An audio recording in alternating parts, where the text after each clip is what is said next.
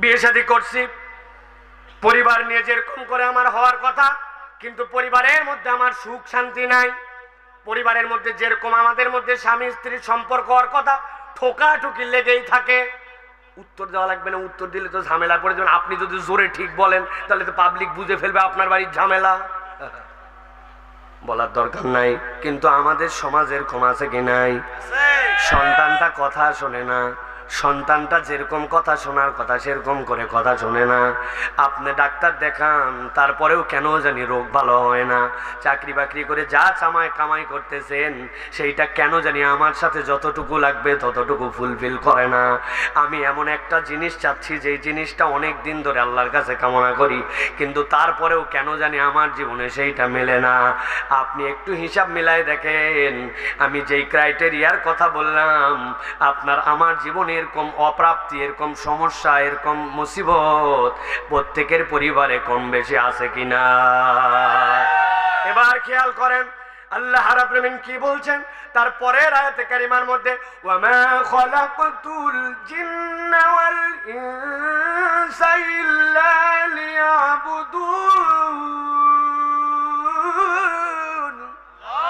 আমার আল্লাহ বলছেন, এই দুনিয়ার মানুষ, আমি জিন এবং ইনসানকে কেবল আমার ইবাদতের জন্য সৃষ্টি করছি। আগের আয়াত আর পরের আয়াতের মধ্যে কোনো সামঞ্জস্য খুঁজে পাওয়া যায় না, কিন্তু সামঞ্জস্যটা কেমনে আছে খেয়াল করেন। দুনিয়ার মানুষ যদি এরকম ভাবে আমি আল্লাহর জন্য নামাজ পড়ি, আল্লাহর জন্য ইবাদত করি, অতএব আল্লাহর জন্য হজ করে, নামাজ করে, দান খয়রাত করে আল্লাহর বোধহয় বিরাট কোনো উপকার করে ফেলতেছি, বিষয়টা কি এরকম? ঈমান পরিষ্কার করেন। সারা দুনিয়ার মানুষ সবাই যদি আল্লাহর ইবাদত করে, আল্লাহর কিচ্ছু যায় আসে না। সকল মানুষ যদি আল্লাহ বলা ছেড়ে দেয়, আল্লাহর এক চুলো আল্লাহর মর্যাদা কমে না। আল্লাহু আকবার। আল্লাহ বলতেছেন একই কথা। দুনিয়ার মানুষ শোনো, মা উরিদু মিনহুম মির রিজকিন ওয়া মা উরিদু আইয়ুতইমুন। আমি তোমাদেরকে ইবাদতের জন্য সৃষ্টি করছি, তার মানে এটা মনে করো না যে আমি বোধহয় তোমাদের কাছে খাবার চাই, আমি বোধহয় তোমাদের কাছে রিজিক চাই। আল্লাহ শেষ করতেছেন কথা, ইন্নাল্লাহু হুয়ার রাজ্জাকু যুল কুওয়াতিল মাতিন।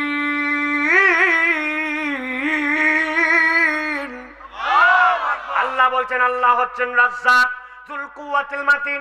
ও প্রিয় ভাইরা, এবার একটু পিছন দিক থেকে যান, খেয়াল করেন। কথা মনোযোগ না দিলে বুঝবেন না, পিছন দিকে যান। আল্লাহ নিজের পরিচয় দিলেন, আল্লাহ রাজ্জাক যুল কুওয়াতিল মাতিন।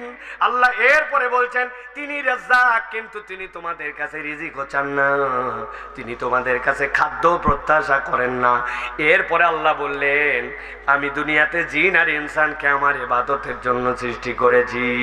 তারপরে আয়াতে আল্লাহ বলেছেন, ফাযাক্কির ফা ইন্না যিকরা তানফাউল মুমিনিন। তুমি যদি আল্লাহর জিকিরে রত হও, আল্লাহর কোরআন থেকে কথা শোনো, নিশ্চয় জেনে রাখো এটা তোমার জন্য কল্যাণ দিবে। উপরে আছে কল্যাণ আর নিচে আছে হুয়ার রাজ্জাকু যুল কুওয়াতিল মাতিন।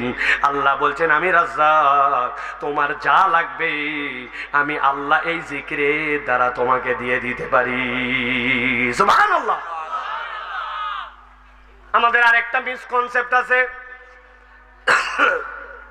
আমাদের ধারণা আমার বাড়িতে চাল ডালের সমস্যা নাই, খাওয়ার সমস্যা নাই, মানে আমার রিজিকের কোনো টানাটানি নাই। আমরা কনসেপ্টের মধ্যে নিছি আমার চাল ডাল বাজার হাট এইটুকুই বোধহয় আমার রিজিক। এটা একটা একবারে পাগলামি কনসেপ্ট। ইসলাম সম্পর্কে আমাদের যে জানা শোনা একবারে জিরো, এইটা তার মধ্যে একটা অন্যতম প্রমাণ। আল্লাহর পক্ষ থেকে রিজিক মানে কেবল ধান চাল আর ভাত খাওয়া নয়। আল্লাহ মানবকে যা যা নিয়ামত দিয়েছেন এইগুলা সবগুলাই আল্লাহর পক্ষ থেকে রিজিক।